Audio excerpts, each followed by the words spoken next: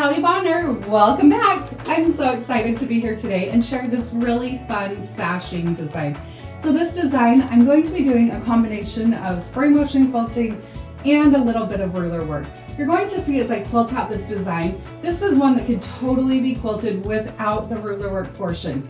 However, my quilt is busy. There's a lot going on. So I felt by adding this little bit of ruler work to my quilt, it actually gives my eye a nice little place to rest. When we get into the video, it'll all make sense and you'll be ready to quilt this awesome design. Before we get quilting though, what am I quilting on? Well, obviously I'm using my Gamel 22-inch machine. This is going to be hand-guided quilting and ruler quilting. I'm going to be stitching in the stitch regulated mode and I have my stitch length set at 12 stitches per inch.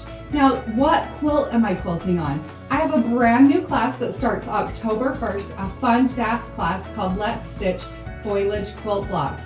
In this fun class, I'm going to be teaching you 12 awesome ways to use machine quilting rulers and free motion quilting to machine quilt the foliage quilt block 12 different ways. It's so much fun, great inspiration for your own machine quilting. So before we actually get there though, a few of the tools that I'm using. I'm going to be doing my quilting today using my 4-in-1 machine quilting ruler. I do have one of our Piece and Quilt pop socket ruler grips on my ruler. Also another great little tool you may want to pick up before we start my brand new foliage class. I have this companion design workbook. This workbook contains all 12 quilt block designs. Plus it also has blank blocks for you to sketch, doodle, and draw your own designs. This class is going to be so much fun. You can find all the details plus register for this class and all of my classes over on our website, pieceandquilt.com. Let's get stitching.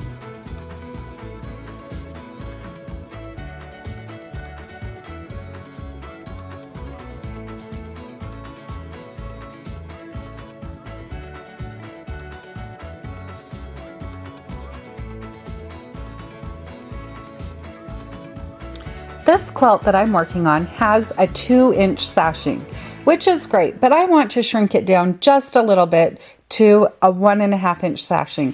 So I'm going to start out here by using my 4-in-1 machine quilting ruler. I'm going to hold the side of my ruler right along the outside of my block. From there, because I have a ruler foot on my machine, I know that I can line up that ruler and stitch a 1/4-inch straight line up the side of one block and then right back down the other. From there, I'm going to add a swirl. So notice how I don't clip my threads, I just start right into that swirl. Now this swirl, as I'm stitching, I try to make the swirl fill the majority of the space. I want it to fill in that area completely. As I swirl into the center, I just swirl a portion of the way in. Then when I get right to that center point, I'll stop, make a sharp stop, and then stitch right back out. As I'm stitching here, you'll notice that my stitching lines kind of cross over each other. I want this design to look almost as if it's ribbon wrapping around each other.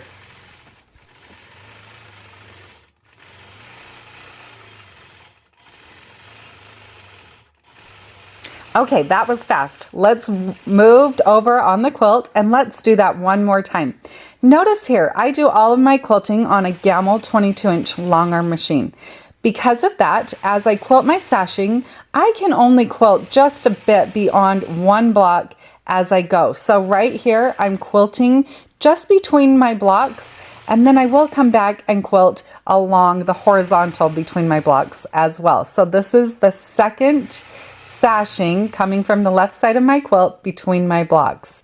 Now as I go and start quilting these swirls, notice that I'm alternating directions.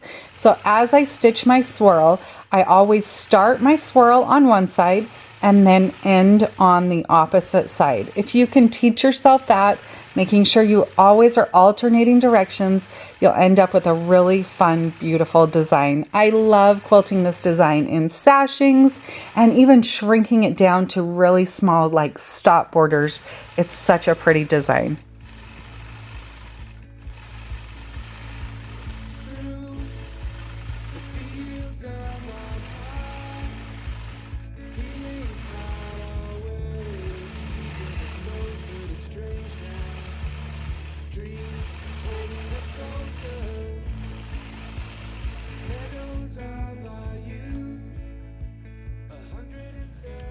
So at this point, I do have that sashing complete between my blocks, but now I'm going to go across horizontal. So I'm quilting as I go. Now that first sashing, the vertical sashing that I did, notice that I made it appear as if it comes all the way down through my border. I created a place where this one, the horizontal sashing, will stop. I almost want this horizontal sashing to look as if it weaves right underneath the vertical sashing. So I'll start out by stitching that straight line, just giving my eye a place to rest. That's 1/4 of an inch in from the top and bottom side of this sashing. Once I have that complete, then I go right into stitching those swirls. I'm always looking for ways when I'm stitching my designs to make my stitching as continuous as possible. So with a design like this, I might come from the right side one time and I might come from the left one time, but as long as I'm alternating directions, I end up with a beautiful design.